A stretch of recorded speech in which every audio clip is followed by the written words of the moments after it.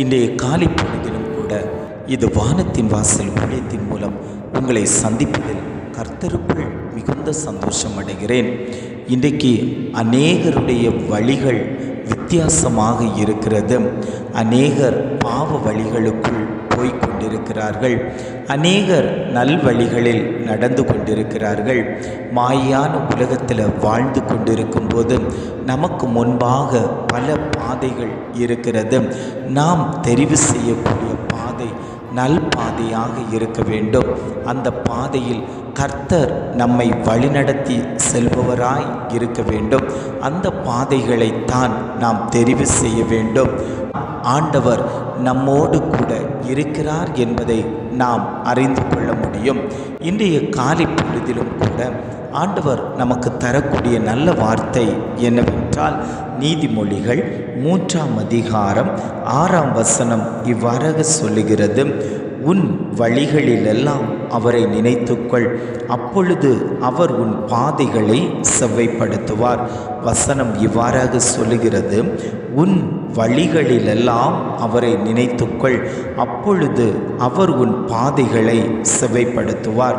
நாம் போகிற வழியிலெல்லாம் கர்த்தரை நினைத்து கொள்ளும்போது அவர் நம்முடைய பாதைகளை செவ்வைப்படுத்துவார்.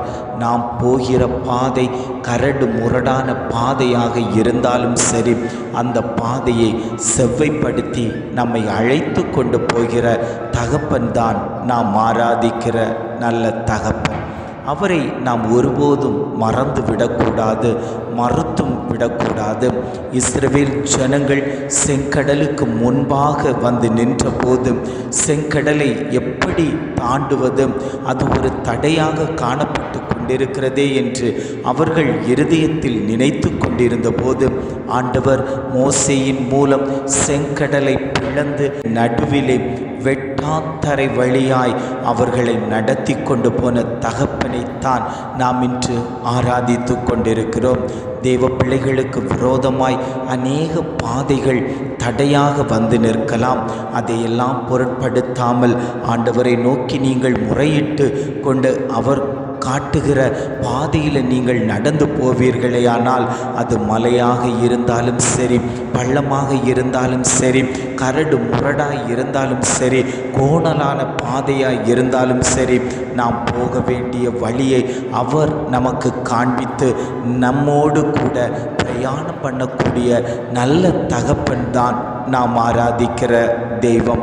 நாம் போகிற பாதை கெட்ட பாதையாக இருக்குமேயானால் அவர் நமக்கு சொல்லி தருவார்: மகனே, இந்த பாதையில் செல்லாதே, நீ போகிற பாதை தீங்கான பாதை, நீ போகிற பாதை தவறான பாதை, இந்த பாதையில் சத்துரு உன்னை வஞ்சித்து கொள்வதற்கு எத்தனமாய் இருக்கிறான், அதனால் கவனமாய் அந்த பாதையை கடந்து செல் மகனே என்று நமக்கு அனுதினமும் அவர் வழிகளை சொல்லி தந்து கொண்டிருக்கிறார்.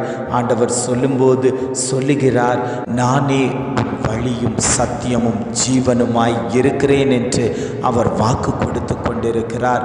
அவர் நமக்கு வழியாகவும் சத்தியமாகவும் ஜீவனுமாகவும் இருந்து கொண்டிருப்பதனால தான் நாம் இன்று ஜீவனோடு அவரை துதித்து ஆராதித்து கொண்டிருக்கிறோம். நம்முடைய கர்த்தர் நம் போக்கையும் நம் வரத்தையும் அவர் பாதுகாத்து கொண்டிருக்கிறார். உன்னை எல்லா தீங்குக்கும் அவர் விலக்கி பாதுகாத்து கொண்டிருக்கிறார். நாம் அவருடைய சமூகத்தில் எந்த ஒரு காரியமாய் இருந்தாலும், ஆண்டவரே, நான் இந்த காரியத்தை முன்னின்று செய்ய போகிறேன், என்னுடைய வழிகள் உம்முடைய வழிகளாய் இருக்கட்டும் ஆண்டவரே, நீர் காண்பிக்கிற வழிகளில் நான் கடந்து போக தேவன் எனக்கு இரக்கம் பாராட்டுங்கன்னு சொல்லி யாரெல்லாம் தேவ சமூகத்தில் கேட்டு அவருடைய கரத்துக்குள் ஒப்பு கொடுக்கிறீர்களோ அவர்களை தேவன் நல்வழியில் நடத்தி கொண்டு போவார். வேதம் இவ்வாறாக சொல்லுகிறது: என் காலடிகள் வழுவாதபடிக்கு என் நடைகளை ஸ்திரப்படுத்தும், உமது வழிகளில் என் நடைகளை ஸ்திரப்படுத்தும் வேண்டும் என்று வசனம் சொல்லுகிறது. நாம் போகிற பாதையில் வழிக்கு விழாதபடிக்கு நாம் திடமாய், நாம் தைரியமாய், பயப்படாமல் கடந்து போகிறதற்கு கர்த்தர் நம்முடைய கால்களை திடப்படுத்தணும், நம்முடைய வழிகளை திடப்படுத்தணும். அவர் நமக்கு போதித்து அவர் நம்மை வழிநடத்துவோராய் இருப்பாரேயானால் எந்த தீங்கும் நாம் போகிற பாதையில் வருவது கிடையாது. எந்த சத்துருவும் நாம் போகிற பாதையில் வருவது கிடையாது. கர்த்தர் ஜீவனுள்ளவராய் நம்மோடு கூட இருப்பதினால் அவர் நம்மை பாதுகாத்து வழிநடத்தி செல்லுவார். நாம் போகிற பாதை செவ்வையாக்கப்படும், கரடு முரடுகள் மாற்றப்படும். அவர் நம்மோடு கூட நடந்து வருவார், நம்முடைய காரியங்களை பொறுப்படுத்தி செய்வார். நமக்கு என்னெல்லாம் தேவைகளோ அதை எல்லாவற்றையும் தேவன் நிறைவேற்றி தருவார். கண்மணியைப் போல நம்மை காக்கிற தெய்வத்தை தான் நாம் இன்று ஆராதித்து கொண்டிருக்கிறோம். அவர் நீதியுள்ள தகப்பன். அவர் நமக்காக பரிந்து பேசி கொண்டிருக்கிறார். அவரை நாம் ஒருபோதும் விட்டுவிடக்கூடாது. நாம் படுத்து நித்திரை செய்யும் போது கூட, விழித்து கொள்ளும் போது கூட கர்த்தர் நம்மோடு கூட இருக்கிறார். அவர் நம் சத்தத்தை கேட்டு கொண்டிருக்கிறார். நாம் இருதயத்தில் என்ன பேசுகிறோமோ அதை எல்லாவற்றையும் தேவன் கேட்டு கொண்டிருக்கிறார். இருதயத்தின் நினைவுகளை ஆராய்ந்து அறிகிற நல்ல தகப்பன் தான் நம்மோடு கூட இருந்து கொண்டிருக்கிறார். நாம் போகாத வழிகளை தெரிவு செய்யக்கூடாது.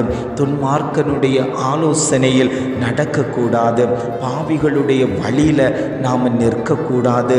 பரியாசக்காரர் உட்காரும் இடத்துல நாம் உட்காராதபடிக்கு தேவன் காட்டுகிற வழியை தெரிவு செய்து கொண்டு அவருடைய வேதத்தை படித்து கொண்டு இரவும் பகலும் அவருக்கென்று ஒப்பு கொடுக்கிற மனுஷன் பாக்கியவான் என்று வேதம் சொல்லுவது போல நாம் இரவும் பகலும் அவரையே துதித்து, ஆண்டவரே உம்முடைய வழியில் என்னை நடத்துங்கப்பான்னு சொல்லி எத்தனை பேர் ஒப்பு கொடுக்கிறீர்களோ அவர்களுடைய குடும்பம் மேன்மையாக்கப்படும், அவர்களுடைய வழிகள் செவ்வையாக்கப்படும். கரடு முரடு இல்லாமல் கடந்து போக வேண்டிய தூரத்தை கடந்து போய் அந்த பரம கானானை போய் சேர தேவன் வழிவாசலை திறந்து வைத்திருக்கிறார். ஜெபிக்கலாமா? அன்பின் பரலோக பிதாவே, இந்த காலை பொழுதுக்காக நாங்கள் உம்மை துதிக்கிறோம், ஸ்தோத்தரிக்கிறோம். ஆண்டவரே, இந்த காலை பொழுதிலும் கூட ஆவியானவர் எங்களுக்கு தந்த நல்ல வார்த்தைக்காக நாங்கள் உம்மை துதிக்கிறோம், ஸ்தோத்தரிக்கிறோம். ஆண்டவரே, உன் வழிகளில் எல்லாம் அவரை நினைத்துக்கொள், அப்பொழுது அவர் உன் பாதைகளை செவ்வைப்படுத்துவார் என்று அழகான ஒரு வசனத்தை, வாக்கு தத்தத்தை எங்களுக்கு தந்தீங்களா ஆண்டவரே? எங்களுடைய வழிகள் செவ்வையாக்கப்படட்டும், எங்களுடைய பாதைகள் செவ்வையாக்கப்படட்டும். நாங்கள் போகிற வழியிலெல்லாம் உம்மையே நினைத்து கொண்டு நடக்கக்கூடியவர்களாய் எங்களை மாற்றும்படியாய் நாங்கள் ஜெபிக்கிறோம் ஆண்டவரே.